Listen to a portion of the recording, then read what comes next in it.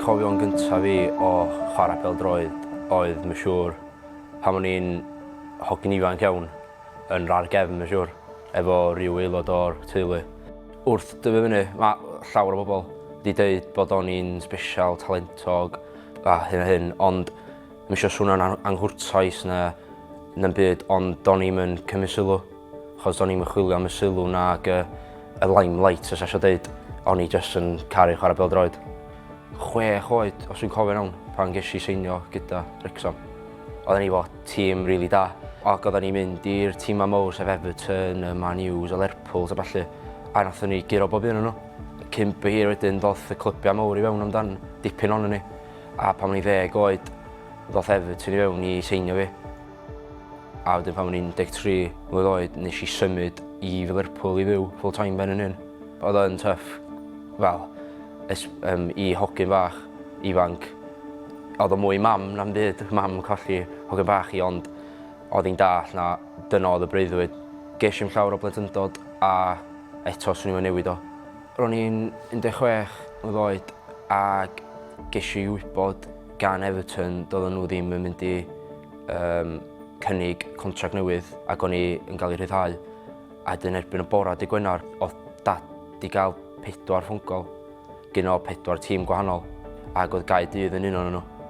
A wrth tyfu fyny yn y set-up Cymru, yn y regional squads a falle o'n i'n nabod rhai o'r ogio oedd yn Caerdydd a fanna o'n i'n teimlo, swn i mwy gyffyrddus i fynd gyntaf gan fod i'n nabod rhywun. Oedd o'n anhygoel fod yn gapten i tîm D19 Cymru a gadw fod yr gapten i bechgyn sy'n ei mor dda yn bêl-droed hyn fel Pen-y-bont, Nico, Dylan, Brennan a pawb. So, oedd o'n profiad anhygoel o fod yn gapten arnyn nhw. Mae'n anodd gweld fy ffrindiau a ogad wedi chwarae fo dros y flynyddoedd mynd a symud ymlaen gyda'i yrfa nhw a gwneud mor dda. Ac efo setbacks dwi wedi gael, ond hefyd dwi'n hapus iddyn nhw. Ond dyna ydy pêl-droed. Mae yna rei yn eidi, mae yna rei ddim. Ges i fy ryddhau gan Geiriau yn yr haf dwytha. Ddoth fi bach o sioc. Do'n i'm yn siŵr iawn be o'n mynd ymlaen, oherwydd o'n i mond wedi dod yn ôl yn ffit yn ddiweddar. So o'n i'n lle da yn fy meddwl o bod dim ar y pryd, a just dechrau meddwl wedyn beth sy'n mynd ymlaen. A o'n i methu coelio beth wedi digwydd. A wedyn nes i sylweddoli y reality o bêl-droed a faint o sydyn mae pethau'n gadw newid. Oedd hi'n amser anodd, tywyll a unig iddo fi yn bersonol. Da chi'n meddwl yn syth, dyna ni, o drosodd. Sa rhywun yn meddwl, dechrau panicio, dechrau gormeddwl bethau. Da chi dechrau cwestiynu bod dim, ydw eisiau gwneud hyn a felly fel la. Be doedd o byth fel la i fi.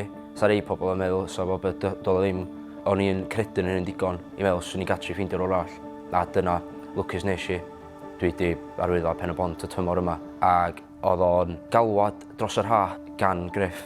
A wedyn nath nhw dweud bod oedden nhw eisiau fi ddod lawr a seinio. Ac ar ôl 2 blynedd o teimlo bod o neb eisiau fi a neb efo diddordeb a sylw yn y fi, mae rhywun o diwadd di dangos y sylw ac y diddordeb yn y fi a eisiau fi chwarae ffwtbol.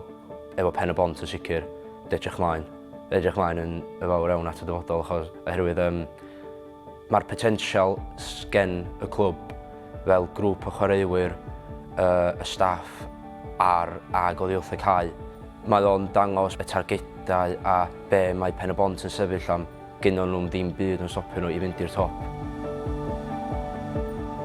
Os yswn i'n gael dweud un peth i chwaraewr ifanc heddiw yn Gymru ydy peidiwch â gadael neb dweud wrthych chi da chi'n digon da, bod dyna ni wan. Rhaid i chi fod yn mwy realistig a meddwl am pethau eraill. A dawtiwch faint o dda ydych chi. Oherwydd da chi newid glywed am stori fi. Os ydych chi wedi gofyn fi blwyddyn yn ôl, swn i'n meddwl swn i'n chwarae ac yn ffit, swn i wedi sbio na chi'n hyrt, ond dyma ni, dwi yma, ffit, chwarae bêl-droed a wneud beth dwi'n caru wneud. Jyst credwch yn eich hun ac mwy na'n byd enjoywch chwarae y sport gorau yn y byd, sef bêl-droed.